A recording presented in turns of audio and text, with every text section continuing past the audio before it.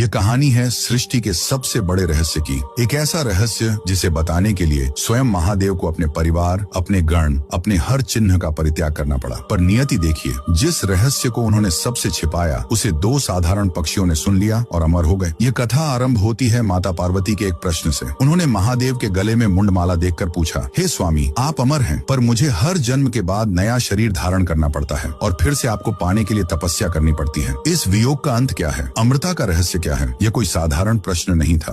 यह शक्ति का शिव से अपने अधूरेपन को लेकर किया गया सबसे मार्मिक संवाद था। इस गूढ़ रहस्य को बताने के लिए महादेव ने एक ऐसे परम एकांत स्थान को चुना जहाँ कोई तीसरा न हो, अमरनाथ गुफा। पर वहाँ पहुँचने से पहले उन्होंने हर साक्षी और हर बंधन को त्यागना शुरू कर दिया। पहलगाम में उन्होंने अपने प्राण प्रिय नंदी का परित्याग किया। चंदनवाड़ी में उन्होंने अपनी पहचान चंद्रमा को अपनी जटाओं से मुक्त किया। शेषनाग झील पर उन्होंने अपने वैराग्य के प्रतीक वासुकी नाग को उतार दिया और महागुणस पर्वत पर उन्होंने अपने पुत्र गणेश के मोह को भी छोड़ दिया। जब वे हर बंधन से मुक्त होकर उस गुफा में पहुंचे तो उन्होंने माता पार्वती को वह अमर कथा सुनानी आरंभ की। ये ज्ञान इतना गहरा और ब्रह्मांडीय था कि उसे साधारण चेतना से सुनना असंभव था। कथा सुनते सुनते माता पार्वती का सचेत मन शांत हो गया और वे योग निद्रा में लीन हो गयी। यह कोई साधारण नींद नहीं बल्कि एक गहरी ध्यान समाधि थी। पर महादेव को कथा के हर चरण पर हूं की ध्वनि सुनाई देती रही। उन्हें लगा कि पार्वती ही सुन रही हैं। वास्तव में उस गुफा में कबूतर के 2 अंडे रखे थे। कथा की दिव्य ऊर्जा और मंत्र ध्वनि से वे अंडे समय से पहले ही फूट गए और उनसे एक कबूतर का जोड़ा निकल आया। ये वही पक्षी थे